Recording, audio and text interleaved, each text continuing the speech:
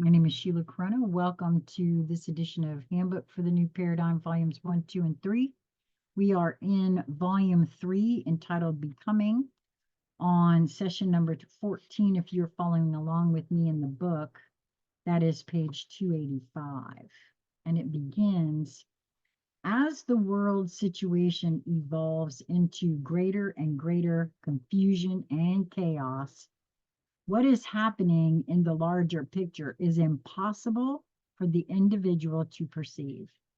Each can perceive only that portion of the whole through personal observation and through what truthful media information is available. And I want to stop right there and say, again, this was published in 2018, but channeled much earlier.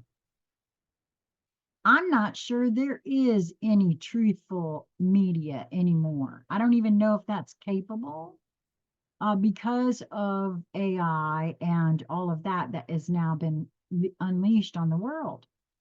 And so that is why I feel as though, especially in the last few years, it has been imperative for folks to get into themselves, feel the truth of a thing, and move from there and not trust anything outside of self.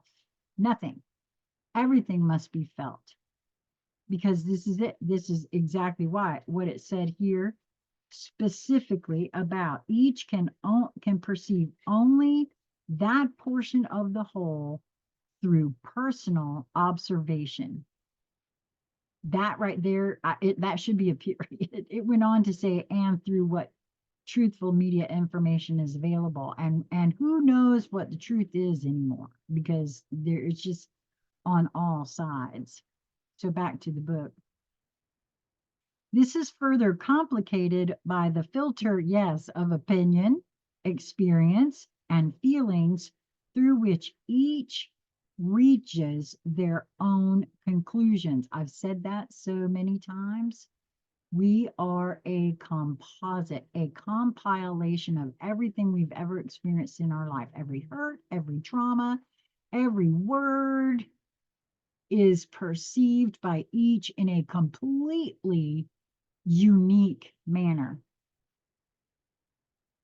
based on all those experiences, not the definitions of those words. So back to the book here. Any single person or any group, no matter how carefully known information is analyzed and checked, rarely knows the truth of any situation. That is so true. As though we make a lot of assumptions. I have been asked by my inner guidance to make sure do you know this for a fact, or is this an assumption? And what is it based on?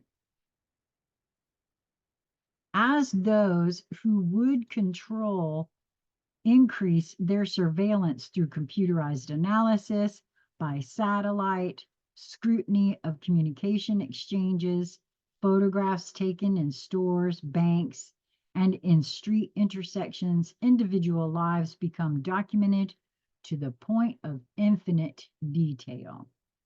For what purpose is this being done if the abundance of, quote, chemical weapons would allow the annihilation of all or any portion of humanity at any time?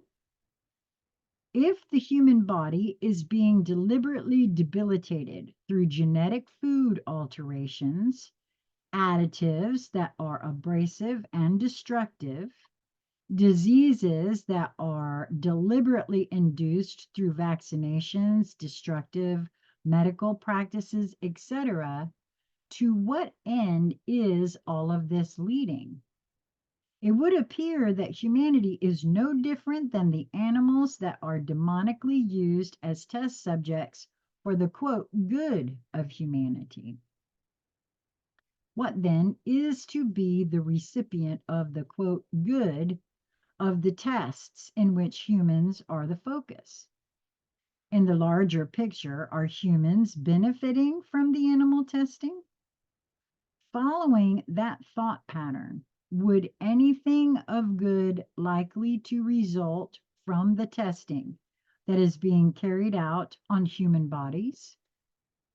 We again come back to the conclusion that this planet and its human population are but a virtual reality game for those who consider themselves to be superior and in an ownership, a quote, ownership position. We return to the conclusion that someone or some group is misusing their greater intelligence to perpetrate an injustice of great magnitude. The victim/abuser consciousness is being played out on a massive scale. Surely it is time that outside intervention by the powers of quote good can intercede. Unfortunately, that is not possible within the universal laws that uphold all that has manifested from potentiality into creation for the purpose of potentiality knowing itself. All is held in continuity through the immutable laws that govern without deviation. If deviation would occur, all would end in chaos. How then is chaos of any kind allowed? It is here that we must return to a concept that is found within the creation process. Each of you experiences it in your life expression as breathing. Your physical expression depends on it. Without breath, your body can retain life but a very short time. Within the expression of potentiality into manifested expression, for the purpose of experiencing thought into wisdom, there is the necessity of investigating this process within self awareness by various degrees of knowledge and wisdom. When an experience is complete or reaches a degree of imbalance, then it is necessary that it be dissolved. The energy is then made available to be reused or recycled. This recycling process of dissolving and reusing this energy is called chaos and takes place in the larger reality in what might be compared to breathing. What is manifested literally comes apart into confusion and returns to energy that is available for reuse. There are as many patterns for this process as there are happenstances of creation. In other words, it is unique each time it happens. The degree of chaos needed in order for the energy to be reused is also unique to each circumstance. How much chaos is necessary for humanity to recreate its opportunity to evolve within a positive situation?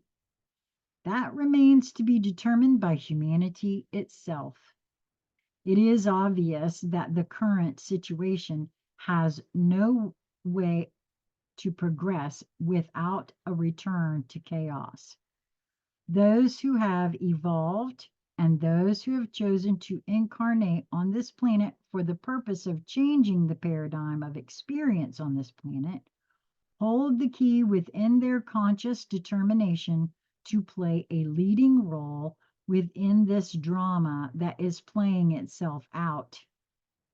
The determination of who writes the final scenes for this current theater production is very much up to those present right now.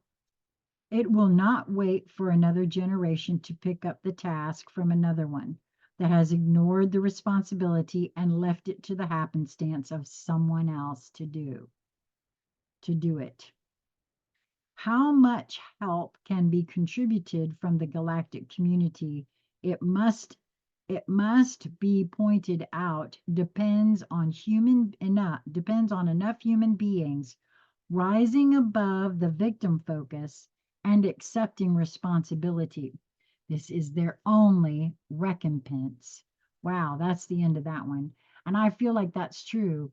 At least for me, I feel like the only way forward is to, see, sense, and feel that we've been lied to.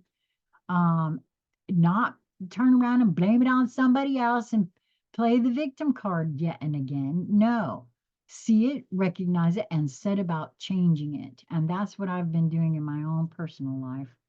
I'll be right back with number 15. Uh, Thanks so much. I hope you're enjoying these.